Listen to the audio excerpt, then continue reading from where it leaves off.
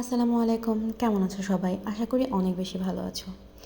স্বামী হচ্ছে এমন একটা মানুষ যে কিনা একটা মেয়েকে জান্নাতের সুখ এনে দিতে পারে। আবার এই স্বামী চাইলেই একটা মেয়েকে জাহান্নামের আগুনে পোড়াতে পারে। যেই স্বামীগুলো তাদের মা বোনদের কথা মতো চলে সেই মেয়েগুলো জানে শ্বশুরবাড়ি নামক ওই জেলখানাটা কতটা ভয়ঙ্কর। আমি সবসময় দোয়া করি আল্লাহ যেন আমার শত্রুকেও ওই কষ্ট না দেয়। আঙুরগুলোকে আমি ধুয়ে মুছে একটা বাক্সের মধ্যে ভরে রাখলাম। তো এদিকে ছেলের জন্য একটু তরকারি বসিয়ে দিয়েছিলাম, তখন তোমাদের ভাইয়া ফোন করে বললো একটু গেটের সামনে আসো। তো এই তো আসলে আমার এই অলিম্পিকের টোস্ট বিস্কিটটা খেতে অনেক বেশি ভালো লাগে। আর কেন জানি না তাজা চা পাতা ছাড়া আমার অন্য কোনো চা পাতা ভালো লাগে না।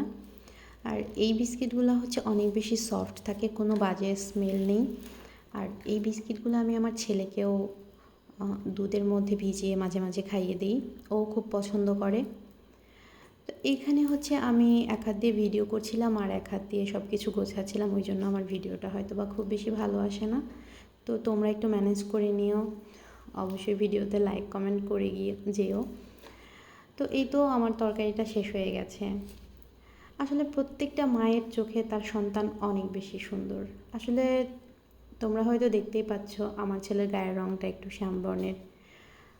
এই জন্য কিন্তু আমার এই ছোট্ট ছেলেটাকেও অনেক কথা শুনতে হয়েছে। তবে সেই কথাগুলো জানো দূরের কোনো মানুষ বলেনি, বলেছে আমার খুবই কাছের মানুষ, যেই মানুষগুলোর মুখের ওপর ইচ্ছে থাকা সত্ত্বেও কিছু বলতে পারিনি। ওই যে একটা কথা আছে না, বললে চাকরি থাকবে না, ঠিক ওরকম ব্যাপারটা। তো যাই হোক, বিকেলবেলা খাবার দাবার খেয়ে বরকে বলছিলাম যে আমার এই জামা দুইটা বানাতে দিব। তো এটা হচ্ছে রেগুলার ইউজ করার জন্য বাসায় 2 সেট জামা কাপড়।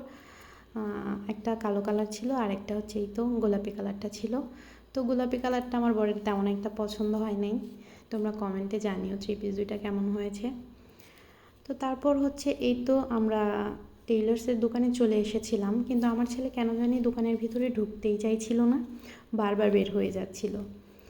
আর এই দোকানদার কাকু হচ্ছে অনেক বেশি ভালো, কারণ ওনার দোকানটা প্রায় 30-35 বছর বয়স হয়ে গেছে।